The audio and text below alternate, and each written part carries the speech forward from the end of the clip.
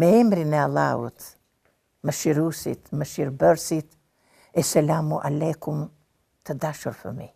Aleikum selam. Ja ku po takohemi sërish në ciklin ton të emisioneve me histori dhe hadith të vyer për të gjithë ne. Sot gjyshja do t'ju tregoj një histori të veçantë që titullohet Helmi. Daj Huseni ishte lodhur tërë ditën e ditës. Ai po kthehej në fshat, pasi gjithë ditën kishte qenë në qytet dhe kishte shitur gjithë mallrat që kishte nxjerrë në treg.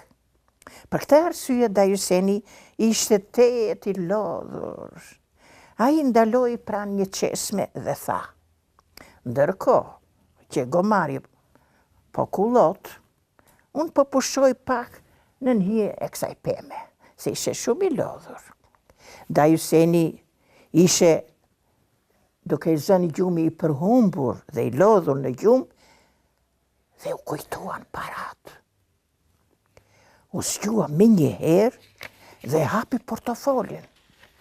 Parat, ajo kohë u friksua, ishin aty, brenda në torbë. Atëre ai e mori torbën dhe e futi nën këmishë dhe i zuri gjumi i qetë, një gjumi i këndshëm dhe rehatshëm. Për fat të keq të dashur fëmijë, lart në pemë kishte qenë një ajdut. Ai kishte parë çdo gjë dhe ishte gëzuar pa mas, sikur ai ujku kur shikon qengjin e njom që kur të haj sa i shishëm do t'jetë. Sytë i shkëlqenin hajdutit nga gëzimi dhe pa u ndjerë zbriti ngadalë nga pema. Nxori nga xhepi një fyll dhe një kuti në të cilën kishte futur helmin. Helmin e futi në fyll dhe filloi t'i afroi Daj Husenit ngadalë, i cili ishte i përhumbur në atë gjumë të thellë, sepse ai ishte i lodhur gjithë ditën që punoi.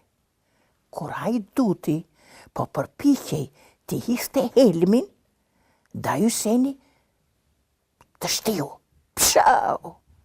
Gjithë helmi mbushi gojën hajdutit dhe ai u helmua dhe vdiq me njëherë. Dhe mirë jo bati, apo jo? Po. Pra, profeti alayhi selam na thot: Allahu nuk e ruan nga fatkeqësit atë që dëmton të tjerat. Ashtë kështu apo jo? Ashtu dhe. Bijtë mi të shtrenjtë, ky është një tjetër hadith i vyer nga profeti alayhi selam. Ne sot mësuam të dashur fëmijë se e keqja që bën njeriu në rast të parë dëmton veten e tij, apo jo?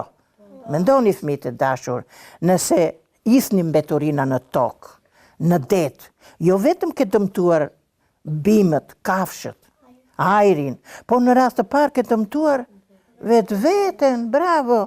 E njëjta gjë vlen edhe për marrëdhëniet midis njerëzve.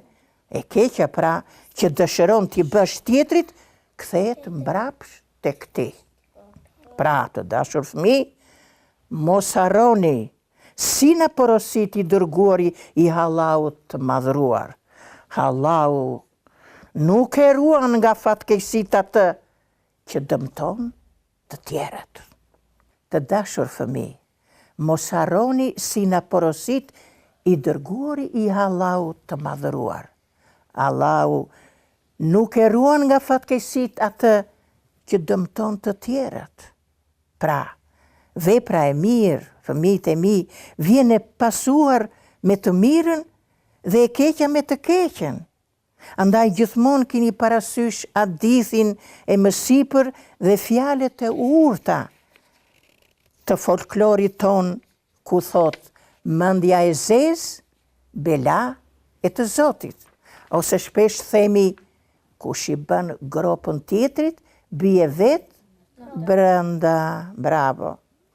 Kështu që të shtrenjtit e mi, edhe sot, takimi ton i erdhi fundi, miru takofshim në emisionin e ardhshëm, po ju lë amanet në duart e gjithë mëshirshmit E deri atëre, paqja, mëshira dhe begatia e Zotit qoftë me ju. Amin.